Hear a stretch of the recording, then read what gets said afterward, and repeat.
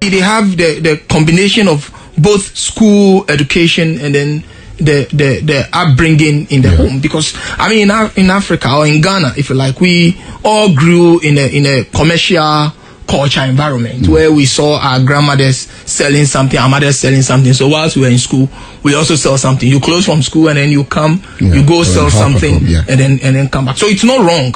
So even today you see nice big houses in this Lagos and other places, and they have some small shop in the house. Not necessarily because of how much money they will make, but it's kind of a culture that is in us. Okay, so it's okay if it is schools are planned in a way that families can have this balanced thing.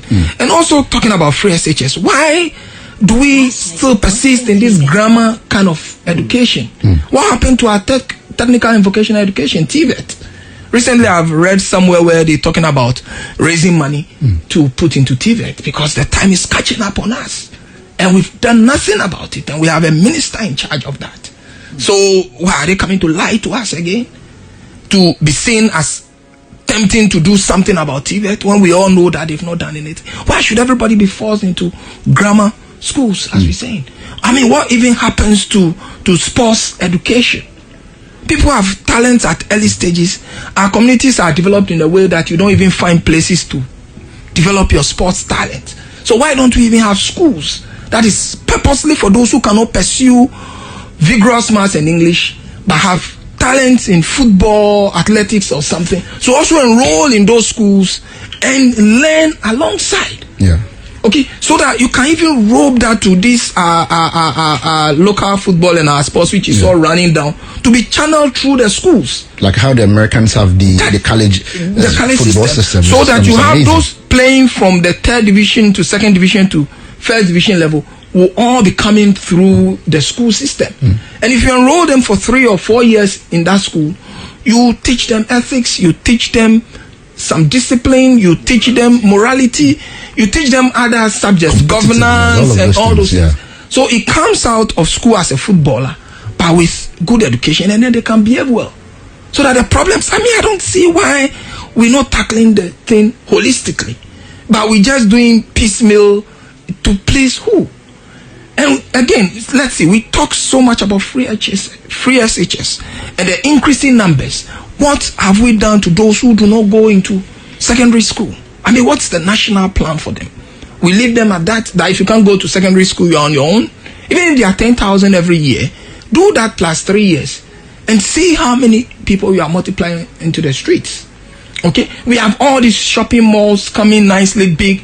In other jurisdictions like the UK, you have all these Tesco's that have something like colleges or training. So they train people from there and feed them into their shop floors. They don't have to go through the normal regular schools. I mean, what are we putting in place when things are being built or when we are expanding? What are we putting in place? And to the main issue, we also talk about food. A doc is here. He will tell you that proper nutrition has direct development to the growth of the mind and even in our education, so that if people don't eat well, they can't study well. Okay, but let's talk about the legal education that you mentioned earlier. I mean, it always beats my mind, to be very honest with you, that if other governments have failed in that direction, we have a president who is a lawyer. But then he would tell you that it's an independent agency of the state. It's an independent agency of the state. I mean, it always comes to leadership. In Ghana, we say that if a fish goes back, it is the head.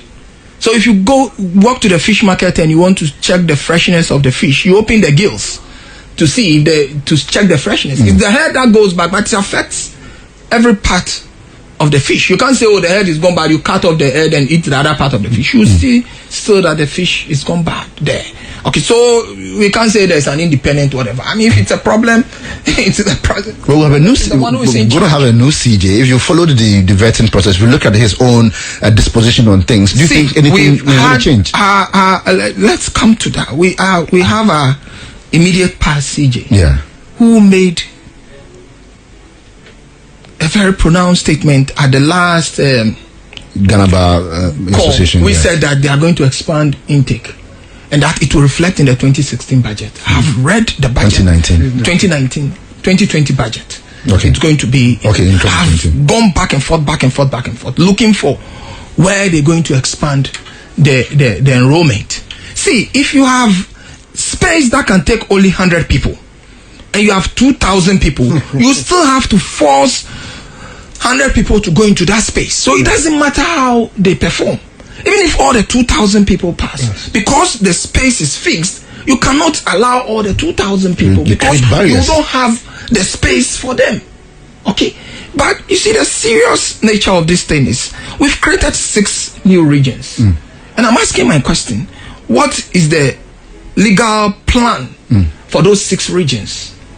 Because, I mean, the Ghana Bar Association, as we have it now, have all the 10 regions, have representation in all the 10 regions. When do they come to those 6 regions? When are we developing courts and even have high courts for these 6 regions in order to bring justice to their doorstep? Okay. And even that, you find majority of our lawyers again who practices in the Accra, Kumasi, Takrady, and these popular places. The concentration is actually just here. And you don't have people willing to go outside these places to practice.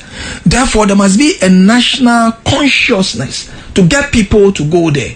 Again, what is the essence of education? It is to solve our problems.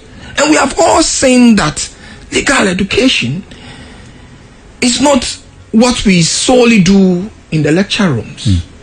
It is a common knowledge that people have performed badly in school but have done extremely well in practice. Okay? And you can always bring it back to our president as an example. I mean, the argument is out there, the jury is out there to judge. Okay? I mean, when we praise his legal astuteness, if you like, it's not because he did that in any school. In practice. But we saw it in practice. Okay. So if we are a country so blessed, so fortunate to have so many people who are interested in legal education and have qualified, not that they are begging, they don't know anything, please put us there, but are qualified to do it, why should there be a system that necessarily frustrates them? And some have even compared the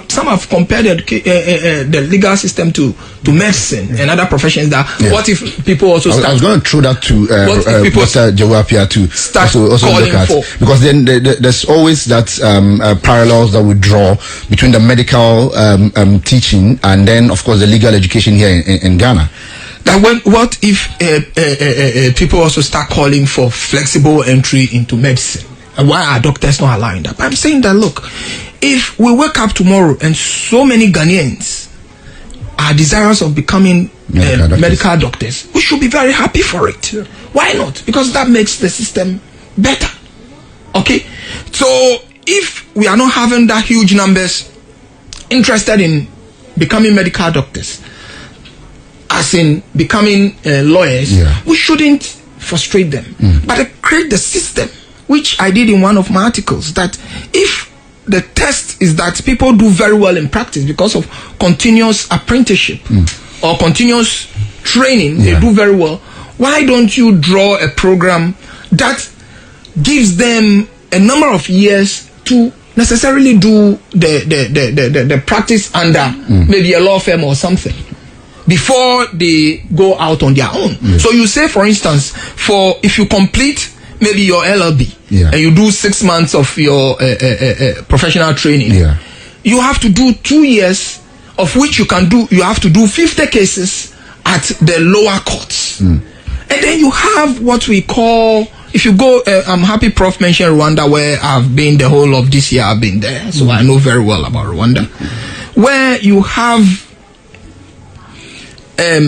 what you call the electronic court management system, which posts cases to various courts and which court handles it, unlike you can determine. Why don't you broaden it so that you say that for those students who have finished the LLB and 6 months of professional training and are now into professional, what you call it, internship, if you like. The pupillage? Yes, for those 2 years, they practice in those courts where sometimes you go and there are no legal representation, there are no lawyers. Because they do that as voluntary service. Okay? So that you have justice brought to everybody. Because our legal aid now, it's not working. You go to the prisons now, people have minor cases, they cannot get any lawyers. Because they cannot pay or it is not readily available to them. Yeah. Why don't we make good use of what we have? But rather stick to, we'll do what we'll do, we don't care what they say. Let me throw this to Dr. Jawapia also, and I'll be very happy if you can relate this with the training that you got in medical school, and whether or not even in your area, there's this apprehension also, because when we were going to the university, there were many people who wanted to go read medicine in KNUST, University of Ghana, and other places that they could not get the opportunity. Sometimes you are just told, because you have to even go for an interview, because that means therefore that the number is so huge that we'll have to find a way of just cutting that down. And we've seen some of our friends go to Ukraine, go to Russia and other places to go and train for this same medicine that we were denying people here. And comparatively, I could even say that people who are less intelligent, if you're going to use the results as anything to go by. And so really, from your end and looking at what's happening in the legal end, what are your thoughts generally? I stopped reading the book of Lamentations and I'm reading the book of Exodus. That's a joke. You see, I think that, from the passion in this room, you need a bigger forum and more time to discuss our problems. And as you said, diagnose it